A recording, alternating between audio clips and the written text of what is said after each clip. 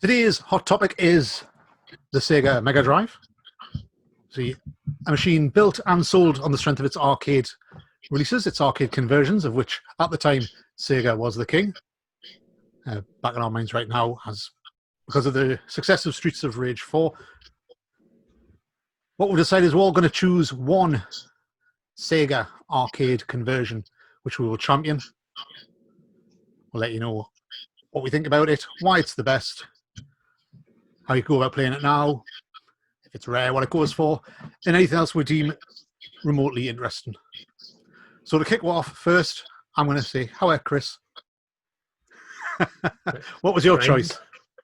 I went for Outrun. Okay. Say that again. So obviously everyone knows what Outrun is. It's been out in pretty much every system before the Genesis or the Mega Drive. But yeah, it's not a racing game. It's a driving game apparently, but it's a point-to-point racer. The goal is to reach one of 5 possible destinations. It's it's a really beautiful game. It's very colourful, and yeah, you just got to survive, beat the clock. But it's compared to some of its other counterparts. So you had like the Master System, the Amiga, the Commodore. It came out in pretty much everything, Game Gear. But I think in terms of arcade ports, apart from the Saturn, because the Saturn was pretty much arcade perfect. Yeah, the Mega Drive was a really, really good conversion of it. I think as well, the Game Boy Advance game was really good in it as well. There was a Game Boy Advance game apparently, it was really good. Right. I haven't played it myself, but when I was reading up, apparently it's really worth a look. So, and then recently as well, the Switch got a release. Apparently that's phenomenal. Yes, it did. It's a straight arcade port, yeah, I think. Apart from the Ferrari, I think that take the Ferrari badge off because there's quite a few licensing. In fact, actually, looking at the box, that's not even a Ferrari on the box. That's it just says Sega on the back of it. There's no Ferrari badge. So I assume there's no licensing for the Ferrari game. That was the reason Outrun 2 was taken off the Xbox store and everything, wasn't it? Because didn't have the Ferrari license anymore. Ah, yeah, they did actually, yeah, yeah. Okay, what did you say is the worst conversion then of Outrun? It's probably the Spectrum version. 6 colours order it was. I think I actually had that as well back in the day. My uncle gave us a Spectrum, and it was just like, if I remember rightly, it was like a green road with like little lines, and you had to try and work out what was what. Yeah. There was nothing on the side of the road. You could barely make out. It was like the outline of the car. Mm-hmm. Yeah, it was monochrome. It was horrendous. I'll take your Spectrum and I'll razor the Amstrad version because I got that for Christmas one year, and it's like the Spectrum version but running at half speed. And instead of having any sounds or soundtrack, they gave you just an audio tape to put in your tape deck. Oh, I was talking to somebody about that recently. Yeah, you literally got a cassette, didn't you, with the sound on? Yeah. To play alongside it. That's one of the great things about it, when you get to select your tune before you start the game. Whereas a lot of games, you select your car or your track. In Outrun, it was always you select what song you wanted to play. It's the music I always think of in Outrun. Sea breeze. Yeah, mystical sound shower or something. Or was that just some kind of hentai? We had internet searches. Yeah. So obviously you've got your own physical copy there. Mm-hmm. Where did you get that? Did you buy it? I got it from the first Nerdfest. Actually, Nick Atkinson on the group. He's a friend of mine. He came. He swapped it. I think I swapped it with him. I might have bought it. I can't remember. But it's a really neat copy as well. It's immaculate actually. But yeah, so that was the first Nerdfest. I got that. What does that go for these days? I think it's worth around about £30. Don't quote me on that. I think if it was me trying to buy it, I probably want to pay about 25 because I'm quite tight. I think £30 is about the going rate, maybe a bit more. Yeah, I am tight. I'm not going to lie. But yeah, it's nothing wrong with that. Yeah, definitely worth a go. We were chatting away there when the signal went down. About how Outrun was one of them games when you walked into an arcade, there was always a queue around it. I don't know if you've noticed that. Outrun was one of them games that people used to crowd around and watch when it was when someone was playing it. Especially the big one, the big moving one. we again, we were just talking about that as well, about how the with the big one that moved, the screen used to go diagonal when you went around the corner. Yeah. And then what they did was on the I don't actually know if it's in the Mega Drive port, but an Outrun, when you turn the corner, the whole screen goes diagonal. And that was all part of the original cab when it used to rock. Right. They just left it in as novelty. So that's why it's in there apparently. Good stuff. I was telling Chris before that Outrun, the big one, that was at Nerd last year, Simon. It was. There? Yeah, it was. I thought so. I remember I had one go before it opened up, but I felt a bit like I was going to break it. I was very gentle. I had one go, and I carefully got out of it. Mm-hmm. Not even deliberately.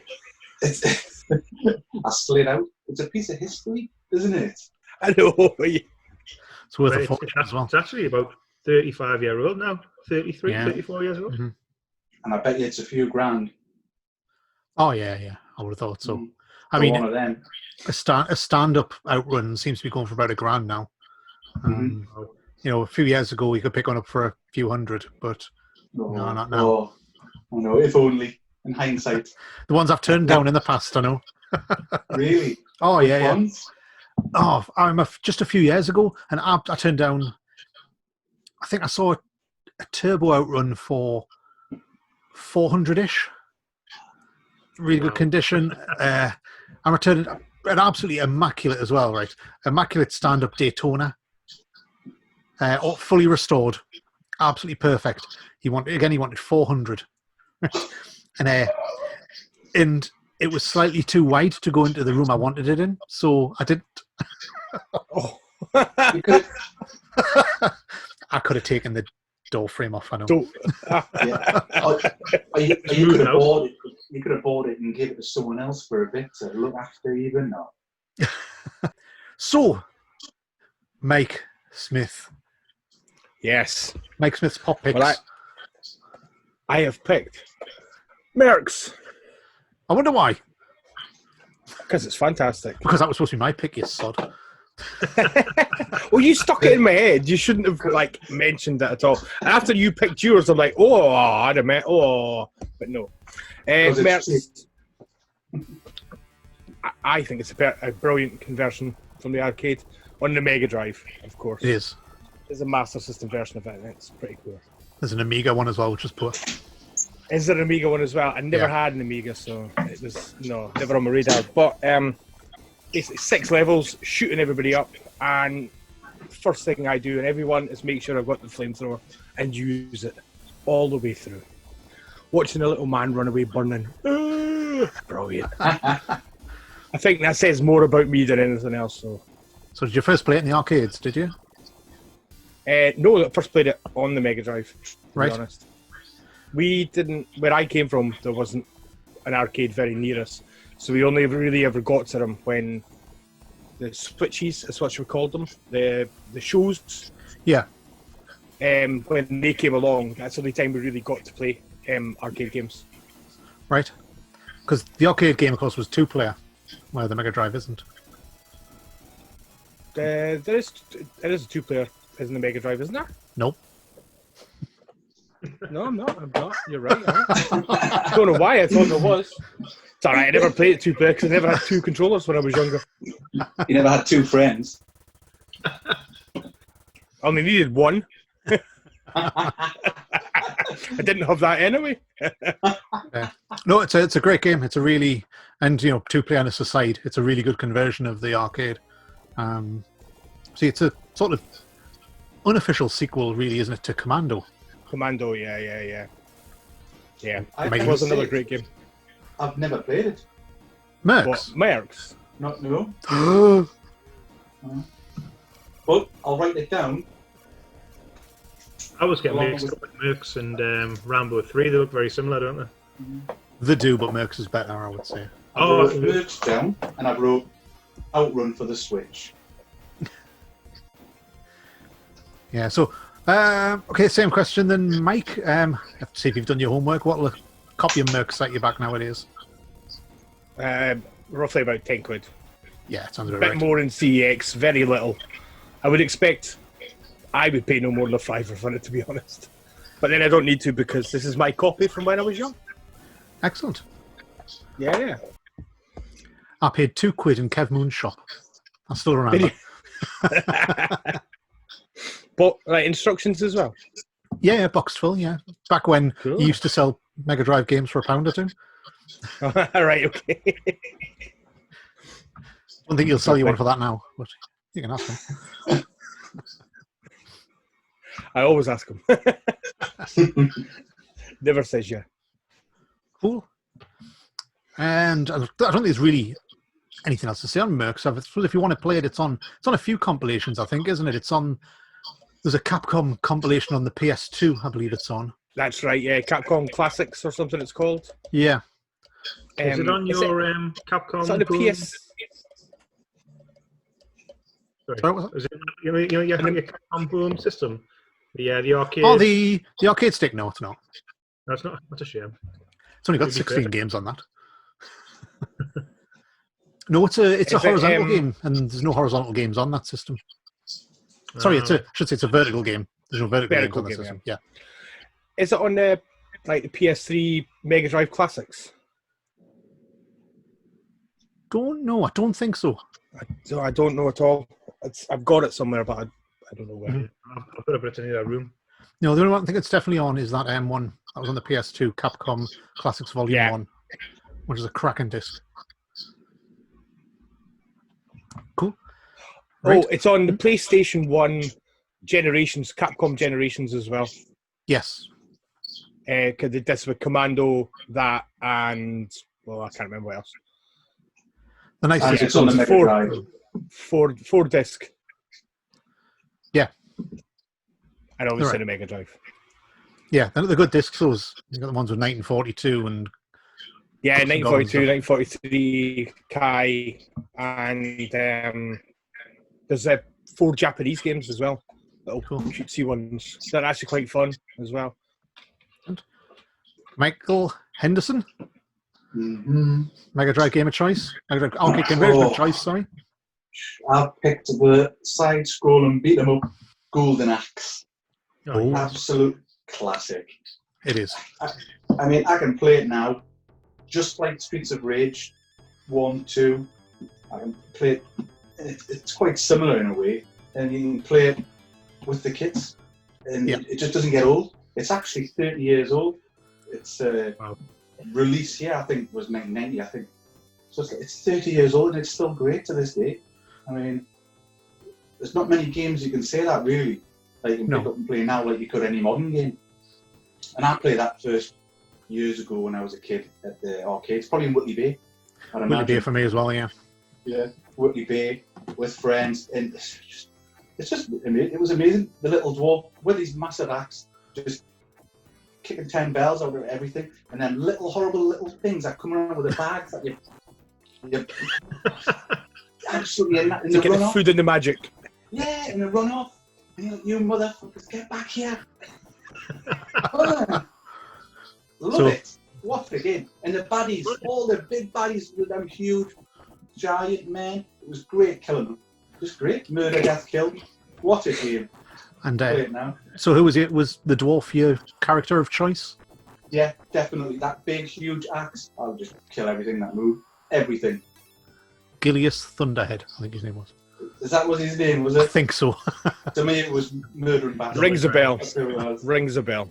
I remember the first Yeah. time I saw that. I'd seen it in the arcades. Sorry, I'd seen it in the arcades. And do you remember there used to be a video game shop in the Green Market in Newcastle called Microbyte? It was called. Yes.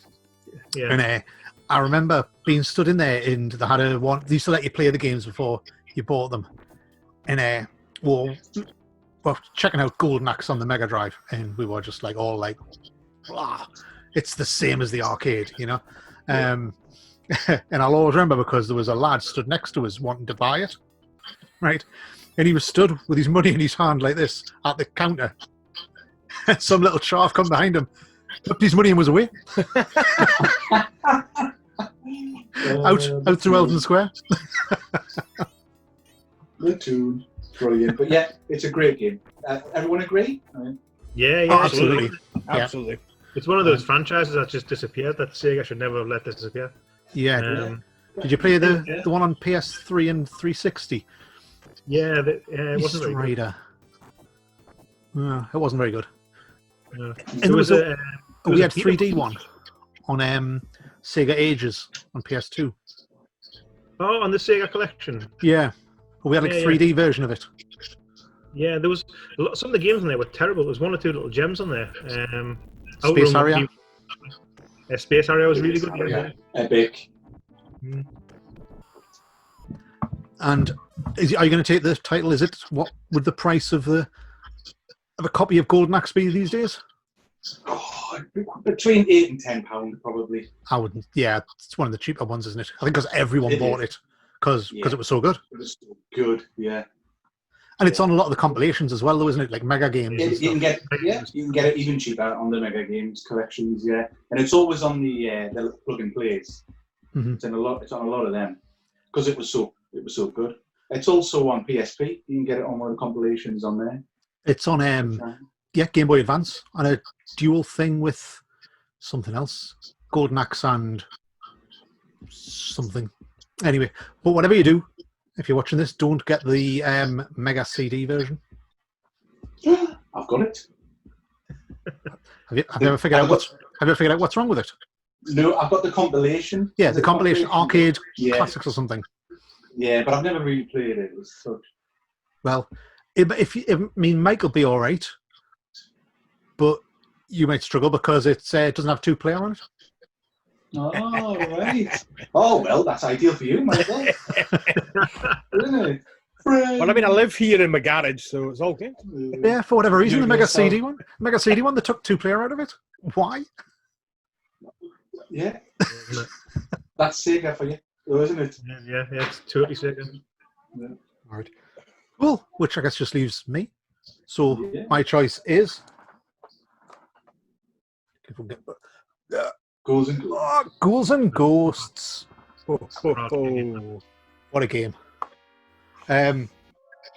Sodding Hard, obviously. is, Absolutely. I've never beaten it. I've beaten Super Ghouls and Ghosts on the Super Nintendo, but I've never beaten the Mega Drive one. Very close to the arcade, I would say. But yeah, absolutely excellent. It's hard, but it's fair. Like, if you die, it's usually your fault. Apart from, there's a level, I think it's like the second or third level, where there's these bouncing turtles. And they can fuck off because they don't actually follow any kind of pattern. And if you, at the same time you're avoiding them, there's these like tapeworm things underneath you, which bite your ass. So, do you remember playing that at the arcade, Simon? you know, I didn't. I've played it in the arcade since. It's been at Nerd, hasn't it? And I've played the arcade version on emulators and things and stuff since. But I mean, I used to go to the arcades in Whitley Bay and Tynemouth, and I don't ever remember seeing Ghouls and Ghosts. Ghosts and Goblins, No, I don't. totally. That used to be about. Remember, I used to play Ghosts and Goblins at a caravan site at Haggerson Castle. But when I used to get dragged there, Probably my dad- still there. It probably is. But no, I never saw it in the arcades. But it's great, and it's got that one more go thing, especially when you die and you think, no, I've got him, I could have that. Me and one of my mates, we'll sometimes play games for bets, and that's one of the ones we often do. It's I'll bet you £1 I can get further on Ghouls and Ghosts than you can. Excellent. So, and other versions, actually there's a decent Master System version if you've not played it. I haven't played the Master System version though. It's not bad at all. It throws in a few little twists, gives you almost an Is it RPG system. Is it expensive on the Master System? I don't think so. 10-15 quid on the Master System, I think. I think it's dear. Don't think it is. So Martin Stapleford will have it. He'll have it. Obviously, it was on compilations like that No doubt, Capcom one we yeah. mentioned before. Actually, I think it's been on stacks of compilations, hasn't it? Ghouls and Ghosts. But yeah, and got a new inbox copy now. I don't think it's massively dear. 20, 25 quid, you reckon? Something like that? Yeah. Somewhere like Came CEX. down about that. Yeah. Good choice, Simon. Good choice. Yeah, it's good. Really good choice. Excellent. So who's picked the best one? Oh, Tell you what, if you It'd have to couldn't, be Ghouls and Ghosts. if you Has to couldn't be pick your own, if you can't pick your own, which one would you pick? Michael. Ghouls and Ghosts. Chris? Yeah, I'll probably go with that as well. Michael Henderson? I will go for Mercs simply because I've never played it, and I now want to have a shot.